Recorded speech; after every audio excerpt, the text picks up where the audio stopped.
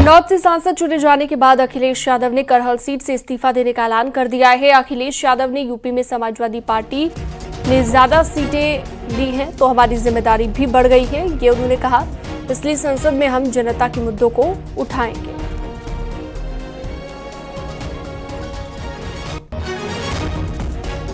तो अखिलेश यादव ने करहल सीट से इस्तीफा देने का ऐलान कर दिया है। उत्तर प्रदेश में हुई ऐतिहासिक जीत के बाद उन्होंने ये कहा, चूंकि समाजवादी पार्टी को ज्यादा सीटें उत्तर प्रदेश में मिली, आगे बढ़ेंगे क्योंकि कन्नौज से उन्हें जनता ने सांसद चुन लिया है। करहल और मैनपुरी के कार्यकर्ताओं से बातचीत भी की, मिलने का भी काम किया और उन लोगों से मैंने कहा भी कि अब जब 2 जगह से चुनाव में जीत गया हूँ तो 1 सीट छोड़नी पड़ेगी। तो बहुत जल्दी में विधानसभा में अपना जो हमें सीट छोड़नी है उसकी जानकारी दे देंगे। तो हम लोग तय कर लेंगे, फैसला यही हो कि जिससे पार्टी को और मजबूती मिले, पार्टी का और वोट बढ़े।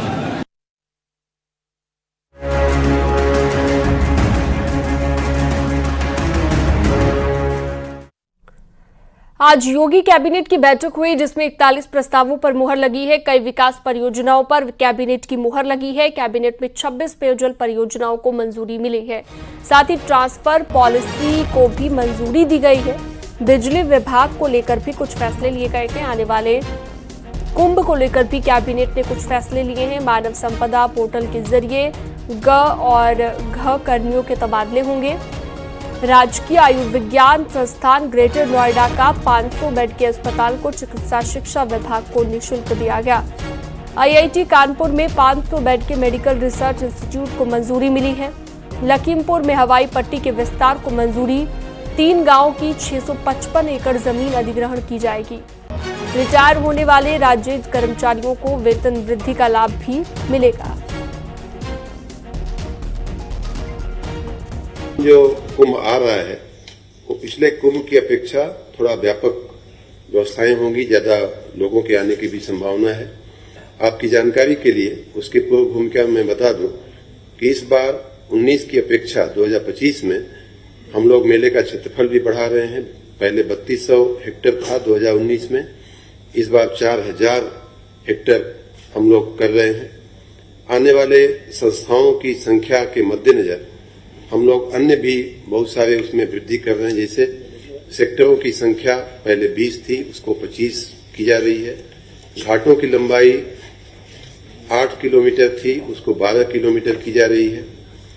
कल्पवासियों की संख्या में वृद्धि होने की संभावना है। जो लोग वहां रहते हैं महीना 1.5 महीना, उनकी बात कर रहा हूं। 25 लाख पिछली बार थी, इस बार 40 लाख अनुमानित है। मौनी अमावस्या जो प्रमुख दिन होता है स्नान का, उसमें पिछली बार 4 करोड़ लोगों ने स्नान किया था, इस बार 6 करोड़ लोगों के आने का अनुमान है। संस्थाएं भी जो वहां अपना अपना कैंप लगाती हैं, ऐसी संस्थाएं 2019 में 5721 थी, उसकी जगह इस बार 10,000 संस्थाओं का अनुमान है। हमारा हुडको से हम पहली बार हमारा बिजली विभाग लोन ले रहा है। आपको याद होगा कि हमारे जो कैश का जो गैप आता है, बिजली हम जो देते हैं और वसूली करने में जो कमियां रह जाती हैं, हम उसको एटीसी लॉस पिछले महीनों में साल में काफी कम हमने किया है, लेकिन फिर भी कुछ गैप रहता है और ये गैप पहले से चला आ रहा है।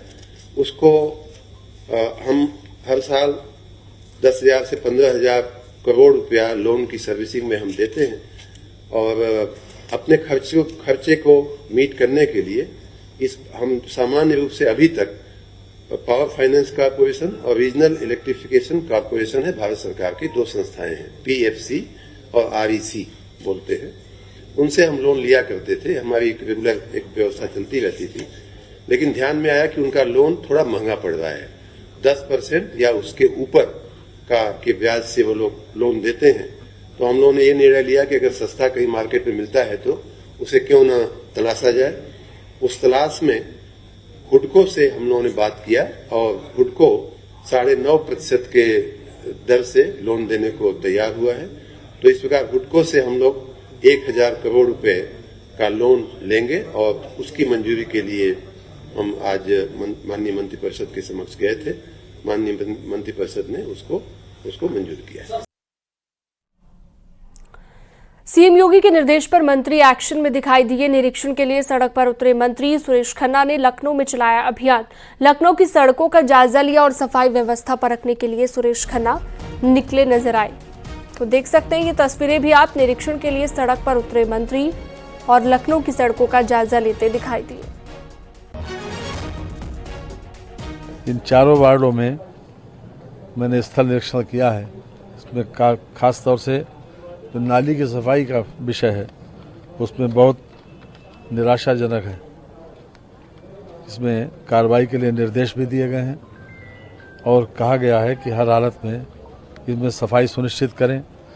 कहीं कहीं पर सिविल वर्क होना है और ख़ास तौर से जहां पर लोगों ने अवरोध उत्पन्न किया है या स्थायी या अस्थायी, जहां ड्रेनेज सिस्टम प्रभावित होता है, तो ऐसे तमाम अवरोधों को हटाने के विषय में सोचने की आवश्यकता है।